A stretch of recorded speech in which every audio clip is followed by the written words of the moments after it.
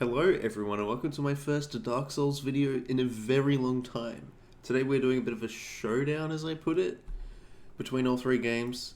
Now, a lot of us Souls players like to argue to the moon and back which of the three Dark Souls games is the best. So I have devised 10 different categories that people like to debate the most about these games, including... I'll just rattle them all off. We got areas, bosses, music, enemies, gameplays, combat, NPCs, lore, weapons, and difficulty. Within each of these 10 categories, I have them ranked from best to worst. And I actually haven't added up the numbers yet for this little spreadsheet I'm working with, but I will off screen at the end and just be like, boom, there's the results. So... I think that should be all good. I will put up visual stuff to some extent. Actually, on that note, yeah, move over a bit so I can chuck all the texts up here. First things first, areas. There was no other winner for this. Dark Souls 1. From Anor Londo to New Londo Ruins to all the DLC areas. The painted world of Ariamis, or is it Ariandel? Ariamis? Ariandel's Dark Souls 3. And God, the Undead Burg, that area is very underrated. It teaches you the mechanics of the game so beautifully. If it looks like I'm kind of dead, it's because I've only been up for like an hour, okay? God, what else? There's so many. The Crystal Caves, the Duke's Archives is a pain, but gorgeous visually. You of course have all the lava areas, which you don't really talk about. But when you have stuff like Anor Londo, that's just like peak Dark Souls content right there. Absolute peak. Coming in second was definitely Dark Souls 3.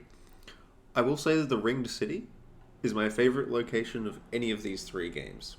The scope of it, the bosses, the area, the actual area itself, it's just one enormous castle. One enormous castle after the others. And then the bosses in the area. Dude. Just dude. Half-Light is pretty bad though.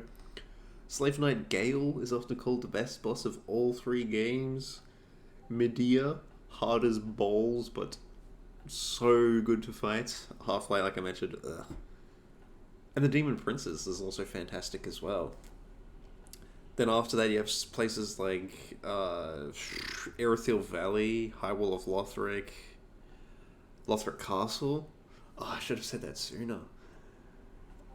Yeah, Dark Souls 3, much like the first game, is just loaded with amazing areas. But last for this aspect had to be Dark Souls 2. And I'm going to spoil this right now. Dark Souls 2 makes it to the very bottom for pretty much every single category here. I don't hate Dark Souls 2 by any stretch. I think it's brilliant, but it's definitely the worst of the three games. My bias is going to shine through here pretty hard. Next up is bosses. And to me at least, there is no argument of which game wins this. It's Dark Souls 3.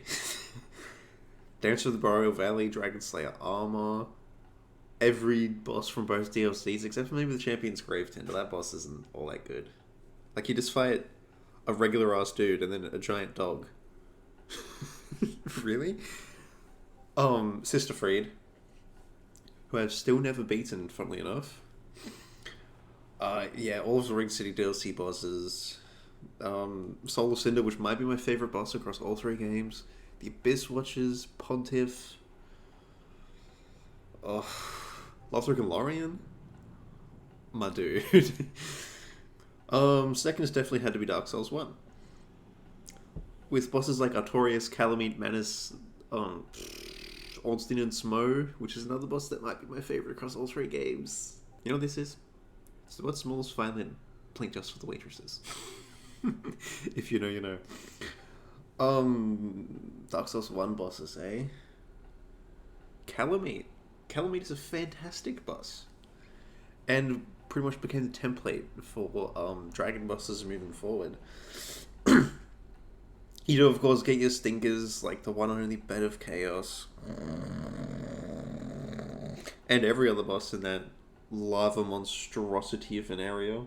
And of course, last is Dark Souls 2. When I think of Dark Souls bosses that like really leap off the page, and like, man, these bosses are peak. For Dark Souls 2, there's probably only like 4 or 5. You obviously get the Looking Glass Knight and Veldstat, and Fume Knight, Cerulean. I really like Flexor Sentry. I love the concept of having two bosses that are like connected to each other, so to speak. So you gotta watch out for all the different move sets. That boss is so underrated. Normally people slap that boss like right near the bottom for their Dark Souls 2 rankings, and I'm like, no!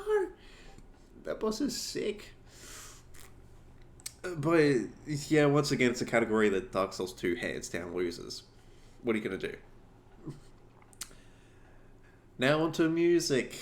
People adore the music in this game. And this is another one where my answer for number 1 was not even a question. Dark Souls 1. Firelink Shrine is like my favorite piece of music of any game. Not just out of Souls, any game. You of course have gorgeous pieces like Ornstein and Smo and Gwyn's piano. Gwyn I finished this game like 12 times and I can't even remember what the boss's name is. Gwyn, Lord of Cinder? Yes. Which is probably the most iconic piece of music of any of the games. Artorias is a great one. It's really dark and scary, which is perfect for his character. Moonlight Butterfly, that's a really good piece. It's got like diminished and augmented chords in it, just kind of like clashing together, and it's spot on for that floaty kind of feeling. If there's one I'm forgetting, I'll put it up here. But yeah. Dark Souls 3 came in second. Especially with pieces like Dragon Slayer Armor. That like really high pitched choir and violin piece.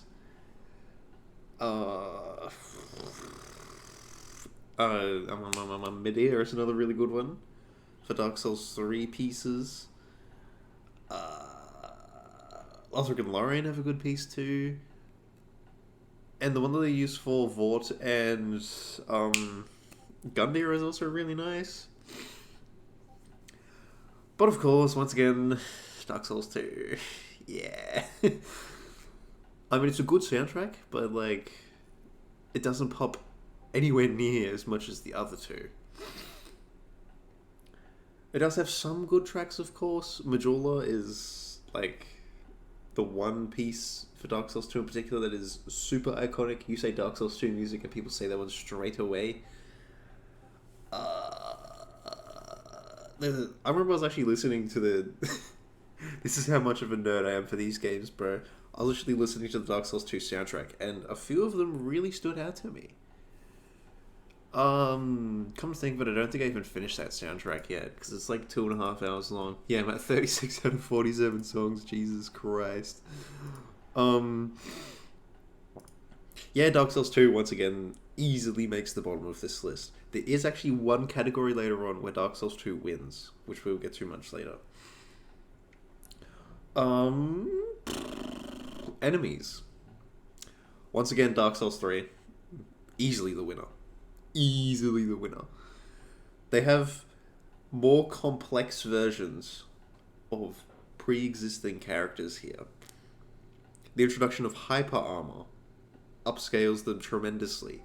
Black Knights are more complex than ever, which is already a character which was very hard to kill in the first 2 games, and now they are even more difficult. Because now some of them could put like lightning on their weapons and stuff. Pretty much every enemy in the whole game has their own like power up they can do. Like that power up where you like grind the axe on your head, or the one where you just kind of like go like that, and then there's like that big ball of energy around you, which can happen to pretty much every single enemy in the whole game. The poise system got fixed from Dark Souls 2, because a lot of enemies in Dark Souls 2 you seemingly can't ever stun lock them, but in Dark Souls 3 they made it feel more like Dark Souls 1 again, where the poise was very much something to keep at the back of your head and try and break.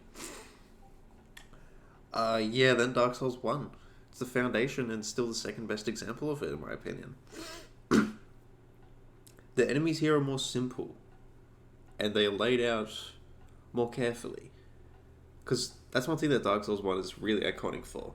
It was pretty much the game, which nailed being hard, but also very balanced. And yeah, Dark Souls 1 is the template for the rest of the franchise. But once again, Dark Souls 2 has to come last for this one. There's just too many enemies. And the amount of enemies that they introduced that are super annoying can't be overstated. Like, there's that enemy which explodes on you and can break your items, as well as take away a lot of health. The ones that kind of, like, fall on you. They're just, like, dressed up in bandages. I'll put a picture of one right there if you don't know what I mean. Next up is gameplay, which is yet another category when nothing could be number one except for Dark Souls 3. The movement, the overall combat, the UI, the controls, they're all just better than ever. In fact, I was recently told that Elden Ring was actually the like almost the exact same gameplay, pretty much the exact same gameplay template as Dark Souls 3. So that's when you know it's good. If they're using what many argue is their best game yet, but using a gameplay engine from a previous game, that's when you know it's spot on. Next up is actually going to be Dark Souls 2. Dark Souls 2 controls very well. It does have some issues, like, of course, ADP, and the jump button being a little bit weird. The jump button feels like it's the least responsive in Dark Souls 2, which is kind of odd. Whereas 1 and 3, it feels pretty snappy and mostly quite reliable. But yeah, ladies, number 2. Unfortunately, number 1 is going to be my beloved Dark Souls 1. And this is the only category where Dark Souls 1 is last. Once again, showing my biases here. Yeah, it was pretty much the template for the game. The UI is pretty weird. But since I have like a billion hours of this game, it's like my default. Because I have more hours on Dark Souls 1 by far. Like on Dark Souls 1, I easily have 350, upwards of maybe 400 hours. Dark Souls 2, probably about 200. Dark Souls 3, probably about the same. So yeah, Dark Souls 1 is like the default one in my brain for Dark Souls UIs. It does have some things about it which are a little bit clunky, and it's the only Dark Souls game which doesn't have like that little bubble on your tool belt, because when you can push down, I'll put an image of what I'm trying to describe here. Okay, next up is combat. Once again, Dark Souls 3, hands down. Like I said, the better introduction of hyper armor, which is something that Dark Souls 2 kind of toyed with, but Dark Souls 3 perfected it. The weapons are more versatile now. The introduction of the ADP bar as well. Man, you guys out there who are not like massive Dark Souls nerds are not going to understand a lot of this, hey? Yeah, it's Dark Souls 3 combat. And once again, it became the basis for Elden Ring. So yeah. Second is Dark Souls 1. Again, it's just really simple and works incredibly well. Not much more to say than that. And last is Dark Souls 2. The ADP is a massive issue here, because if you don't level ADP like crazy, you're going to get hit a lot. And you probably will either way, even if you have like 60 ADP. Because that's just the kind of game that Dark Souls 2 is. And in Dark Souls 2, so many of the enemies can like turn around in the middle of their swing. Enemies literally look like that. If you've played Dark Souls 2 over and over just like me, you will know exactly what I mean. Next up is the NPCs. A lot of people always discuss the NPCs and how they like relate to the overarching lore of the games. Again, guys, I've only been awake for like 40 minutes, so I'm kind of like... So yeah, the NPCs, it had to be Dark Souls 1 in the lead. With NPCs like Patches and Siegmeyer, all the different Covenant leaders you can talk to and enter. They all have their own stories. You of course have the mighty Andre, who's just a god among men, bro. Framped, who's always kind of like, who always has a snarky comment alongside him. Like, if you, my favorite line from him, hands down, is when you punch him when he's just like sleeping, and he wakes up and he's like, "Don't treat me like I'm some old withering snake." It makes me laugh every time, bro. Yes, yes, I'm awake. Is it something urgent? And the sound of when you feed him items for souls, and it's just like, it's too good. But apart from Dark Souls 1, I don't really care for the NPCs too much. So I just kind of slapped Dark Souls 3 in second and Dark Souls 2 last once again.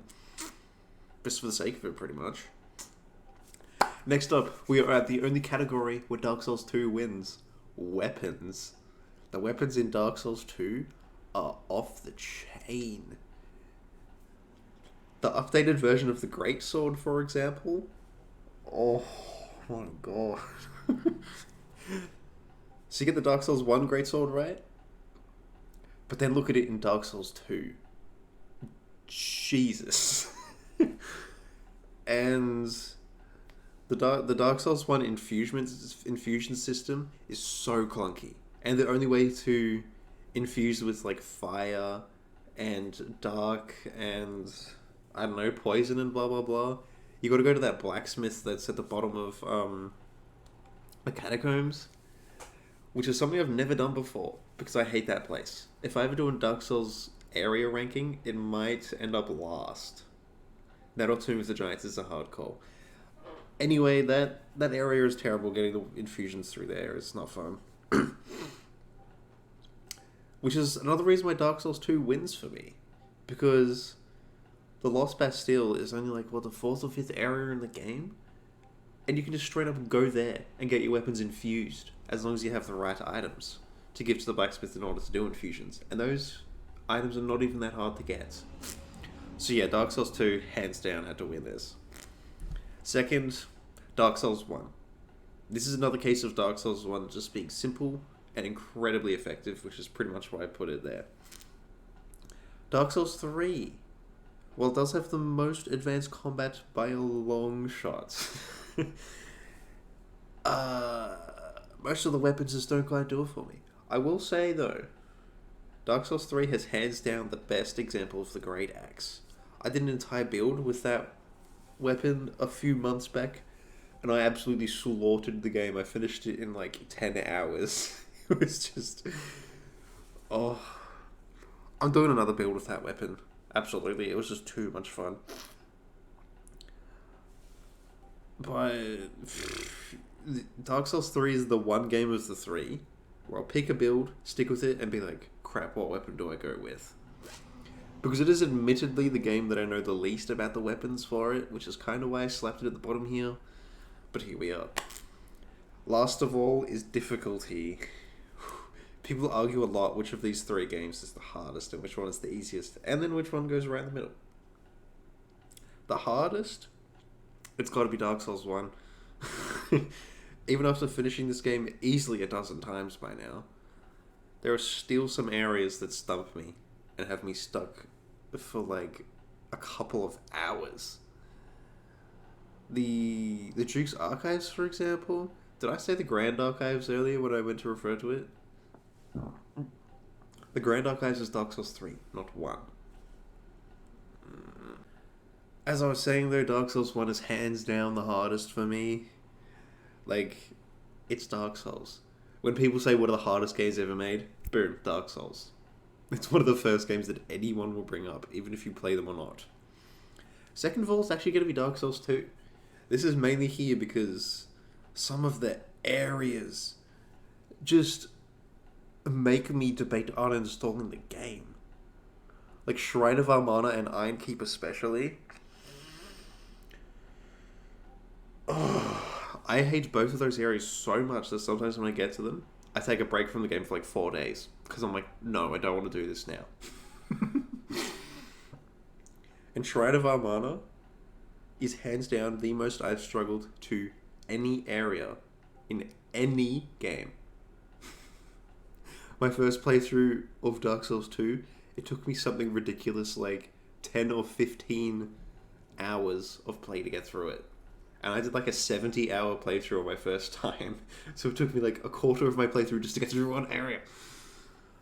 And yeah, it doesn't get too much easier. In fact, the way that I ended up clearing through it is that since Dark Souls 2 has a system where if you kill a bunch of enemies over and over, they eventually don't respawn. That's what ended up happening with Shrine of Armana. I was just killing those enemies over and over again until, like, almost all of them had gone past their limited respawn limit. And last is going to be Dark Souls 3. Well, Dark Souls 3 maybe has the hardest bosses overall. No, probably Dark Souls 1. Dark Souls 3 doesn't have a single area, I don't think, that has me stuck every single time. That being said, though, I do kind of get lost in the catacombs sometimes, since a lot of the area looks exactly the same. And Irithyll of the Boreal Valley is also super annoying to navigate sometimes, again, because it's so massive and a lot of it looks really similar. Great area, though. Wow. And that is probably going to do it. Right now, I will add up the scores and chuck them here, here, and here. The original Dark Souls has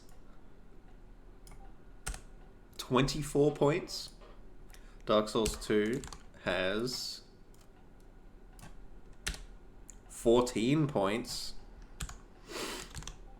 And Dark Souls 3 has 22 points.